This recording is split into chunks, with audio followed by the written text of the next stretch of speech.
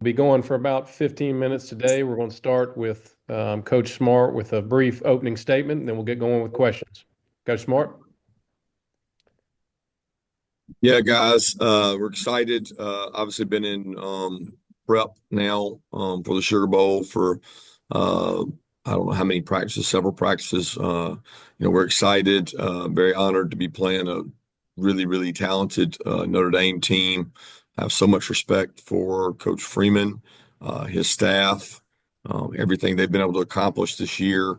I remember watching them, early in the year when they got to play at A&M and had a huge win in a night game in our conference. And so I have a lot of respect for them.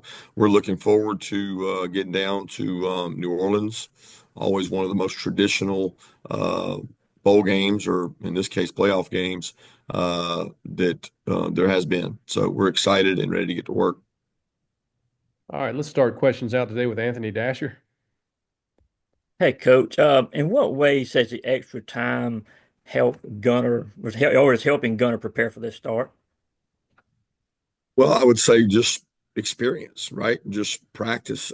He got lots of reps prior to these practices, but he's getting much more now. I do think knowing that when you get ready for a opponent like Notre Dame, you need time, and we haven't known who we were going to play for I guess now what, 24, 48 hours we've known, and 72 hours. And there's certainly a lot of time in prep you can do to prepare for that. We prepared for some of that prior to that because we knew it would be within two opponents. But I think the biggest thing is just competition at practice. The situations we put him in, all those things allow him to get better as a quarterback. Next up, let's go to Mark Weiser.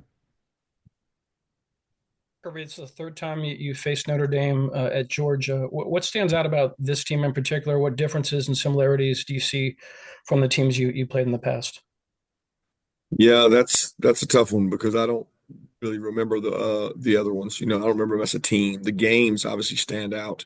Both one score, fourth quarter, really physical games. The physicality I see when I watch Notre Dame play is pretty incredible on both lines of scrimmage. The way they play, the style of play they have. So, I mean, comparing those teams is hard for me because there's so many years in between. But this is a really good, solid, fundamentally sound, don't beat themselves, play good defense, great defense, and really physical in the lines of scrimmage. And they got a really athletic quarterback. So there's a reason why they're at the point in the season they're at. All right, next up, let's go to Mike Griffith. Coach, obviously there's a new calendar this year and a lot going on. How challenging has that been to go through your preparations and also manage the calendar you have, I guess, with the comings and goings and transfer and portal? Yeah, it's becoming the new norm. That December is absolutely uh, just tough. I don't know a good way of saying it. I wouldn't say it's unbearable. I wouldn't say that it's unfair. I use a lot of words you can use for it. It's not probably the best thing for the college football game. Individually, you could make a case. It's good for some players, it's good for some teams, it's good for some coaches, but the calendar's really challenging. And if we had the solutions, I think somebody wise, somebody smart would fix it. But when you intertwine all the working parts of academics and being a student athlete and the timing of the playoff, timing of the portal, timing of signing days, it's incredibly challenging. And it's been that way this month. Next up, we'll go to Jordan Hill. Yeah, Kirby, just getting ready for Notre Dame. What stands out to you about their run game? What has made them so effective on the ground? Well, they have unbelievable backs. First off, who you hand it to does matter. Those guys are tremendously talented and do a great job. I mean, use all of them too. And then when you throw the skill set of Riley in there, the quarterback, it just makes it that much tougher to defend because they have multiple weapons, multiple options, and they're really physical. I mean, they're committed to it. They're not like they're very committed to the run. Next up, we'll go to John Sudsbury. This is a question on behalf of Ted Lewis from NOLA.com. You became head coach at Georgia just before you turned 40. Can you appreciate the pressure one can be under in such a high-profile job at a relatively young age? And how would you say Marcus is handling it? Yeah, I can definitely appreciate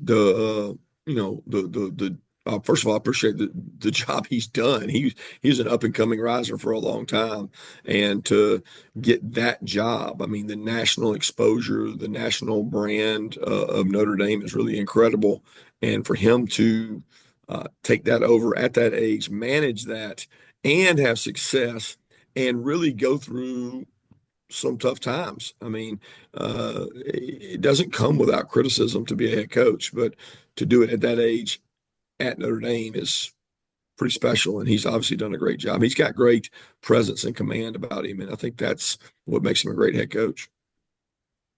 Next up, we go to Palmer Thumbs.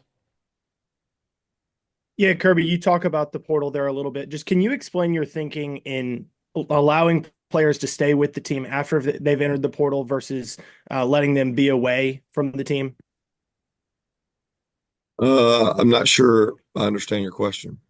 Well, you just see differing approaches, like Arizona State and Kenny Dillingham are letting those guys stay with the team through the playoffs versus some schools are saying, hey, once you enter the portal, you're done with us. Correct. I think philosophically, it's a choice that you make, right? That you can have. We've had that done before. We've had guys stick around and play and be part of the portal, and we've had guys that want to go and leave and get to their new place and prepare for that. So, I mean, a lot of times it's the preference of the player, and then sometimes it's the preference of the coach, because the coach obviously does not have to allow that, but he can.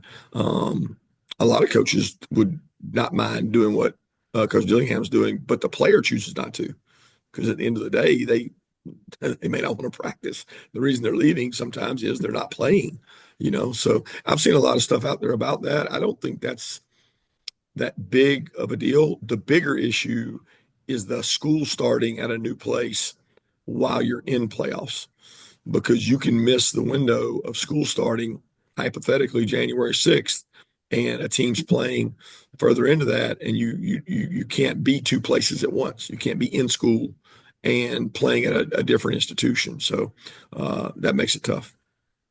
Next up, we'll go to Charles Odum.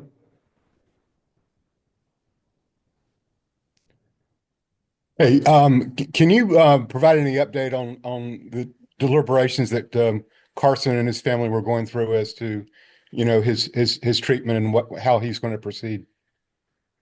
Now, the only thing I can update is that they're still going through those deliberations in terms of decision-making process time, all the kind of decisions they have to make as a family.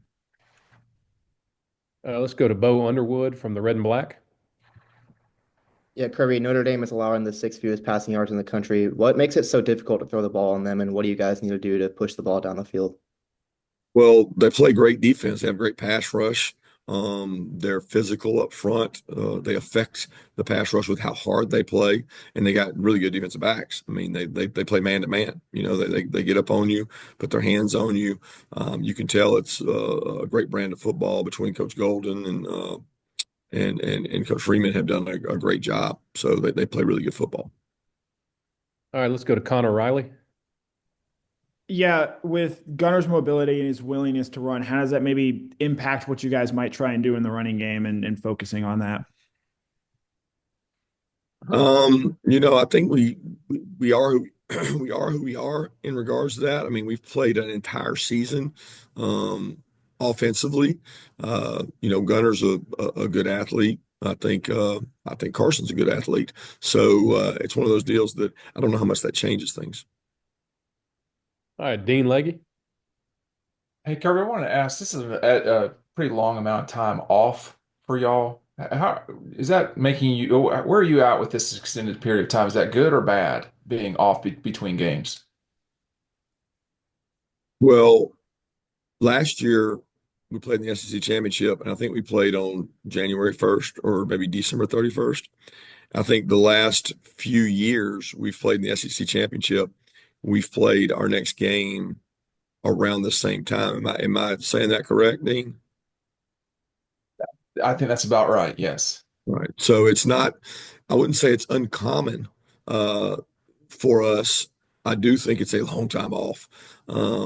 But I don't know that it's uncommon, right? It's really just hard to manage, hard to deal with in terms of that space and how you keep your players in shape, but in football shape and game shape.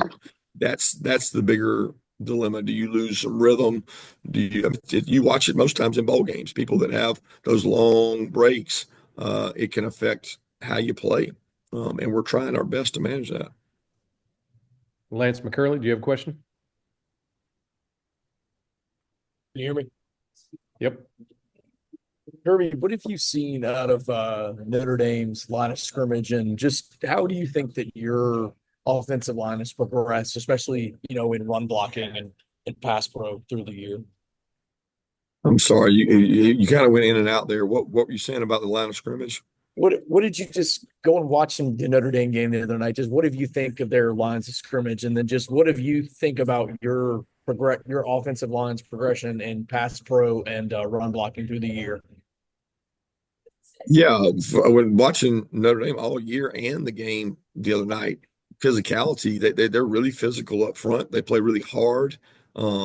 It's you see it on tape. You see them dominate the line of scrimmage. That's why they win football games. That's where the game's won and lost. So I've seen that. I mean, it kind of showed the other night almost what they've done all year.